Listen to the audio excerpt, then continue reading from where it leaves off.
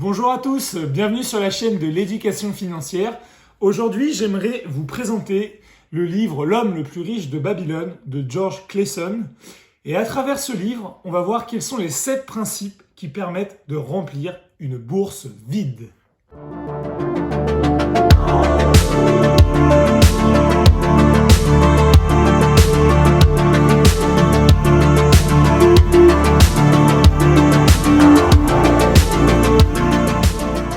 Dans cet ouvrage, qui porte un nom quasi biblique, George Clason nous fait voyager dans l'antique cité de Babylone à travers le personnage d'Arcade, donc vous l'auriez compris, l'homme le plus riche de Babylone.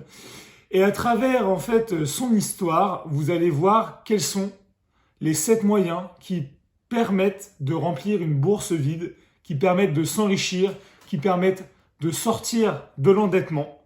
Donc voilà. On sait que Babylone était le berceau de la finance moderne et malheureusement, depuis 6000 ans, les règles n'ont pas tellement changé et c'est pour ça que ces 7 principes sont toujours d'actualité et c'est ce qu'on va voir tout de suite. Le premier principe, pour 10 pièces d'or récoltées, n'en dépensez que 9. Donc à travers ce principe, Arcade explique à ses élèves qu'ils ont tous des métiers, peut-être avec des rémunérations différentes, mais qu'ils ont tous une source de revenus qui est sûre. Le problème n'est pas là. Le problème, c'est de ne pas dépenser l'entièreté de ce revenu. Et c'est pour ça qu'il recommande à ses élèves de mettre de côté 1 pièce d'or lorsqu'ils en gagnent 10. Donc c'est le principe de se payer en premier. Donc garder de l'argent pour soi. Donc mettre 7 pièces d'or dans une bourse chaque mois et au bout d'un certain temps se rendre compte que cette bourse sera bien remplie parce que vous allez y mettre sans cesse de l'argent et ne jamais en retirer et c'est comme ça que vous allez pouvoir vous créer un capital. Deuxième principe, contrôlez vos dépenses. Dans cette deuxième partie, l'homme le plus riche de Babylone explique que tous ses disciples ont une bourse qui est peu remplie. Néanmoins, il comprend que leur revenu est relativement différent, que certains gagnent beaucoup plus que d'autres. Et il leur demande pourquoi vous n'arrivez pas à avoir une bourse qui est plus remplie que les autres, sachant que vous gagnez plus que les autres. Et ces élèves répondent que plus vous gagnez d'argent, plus les dépenses sont nombreuses. Et il leur explique à ce moment-là que c'est un principe qui est biaisé. Car plus on gagne de l'argent, plus on en dépense. C'est-à-dire que plus nos besoins, nos envies vont être assouvis. Sachant que l'homme a des besoins et des envies qui sont illimités, et c'est pour cette raison qu'il leur fait comprendre que il y a peut-être un problème dans leurs dépenses. D'où le fait de les contrôler, de les budgétiser, de les analyser. Et il recommande ici à ses élèves de ne pas confondre un besoin et un désir. C'est-à-dire que plus vous allez gagner d'argent, plus vous allez avoir envie de vous faire plaisir, ce qui est normal, acheter une belle voiture, mais ce n'est pas un besoin, c'est un désir. Et c'est pour cette raison qu'il recommande, encore une fois, de ne pas confondre les deux et de bien analyser vos dépenses et de retirer celles qui sont superflues. Troisième principe, faites fructifier votre argent. Maintenant que vous avez réussi à contrôler vos dépenses et du coup à économiser 10% de votre salaire par mois, vous avez une bourse qui est maintenant bien remplie. Maintenant, Arcade nous suggère de faire fructifier notre capital car avoir une bourse bien remplie, c'est certain que ça fait plaisir à beaucoup d'entre nous, mais la richesse ne se calcule pas ici. La vraie richesse, c'est d'avoir un revenu qui tombe tous les mois, qui tombe chaque année en ne faisant rien, c'est-à-dire en investissant. C'est-à-dire que c'est l'argent qui va vous rapporter de l'argent.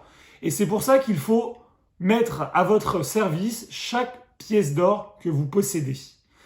Donc ici, Arcade nous raconte son histoire à travers le fait qu'il ait prêté son argent à un fabricant de boucliers en qui il ait confiance. Quatrième principe, protégez votre trésor.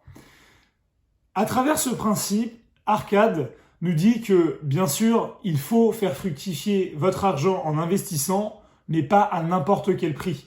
Il faut avant tout protéger votre capital. Pour ce faire, il faut être en capacité d'analyser la situation, de prendre les bonnes décisions, autrement dit, être formé et comprendre ce que vous faites en matière d'investissement.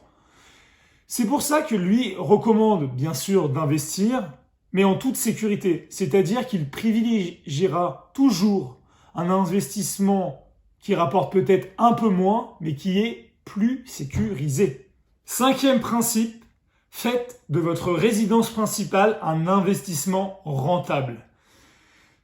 Ici, Arcade explique à ses élèves que bon nombre d'entre eux sont logés dans des maisons lugubres avec des petites pièces, dans des quartiers qui sont souvent mal famés.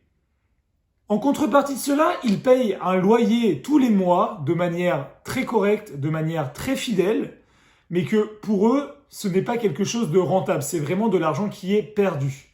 Il leur recommande plutôt d'emprunter une somme d'argent pour acquérir leur résidence principale et de payer cet emprunt avec la même ferveur qu'ils payent leur loyer. Et à la fin de cela, ils vont pouvoir avoir un bien qui leur appartient, une somme d'argent, un capital de sécurité à travers leur maison. Et c'est pour ça qu'il recommande toujours d'être propriétaire de votre résidence principale. 6e principe, assurez-vous un revenu pour le futur. Ici, le protagoniste nous explique que la vie d'un homme dure de l'enfance jusqu'à la vieillesse. Bon, ici, rien de très flagrant. Il nous explique néanmoins qu'à partir d'un certain moment, d'un certain âge, vous n'allez plus pouvoir prendre en charge financièrement votre famille ou même prendre en charge financièrement vos besoins. Et c'est pour ça qu'il nous explique qu'il faut prendre en compte cela le plus tôt possible en faisant des investissements, que ce soit sur du terrain, dans la pierre ou en prêtant votre argent à un particulier ou à un professionnel pour avoir une source de revenus sûre qui va vous garantir, entre guillemets, vos vieux jours. Et c'est pour ça qu'il recommande de faire fructifier votre argent.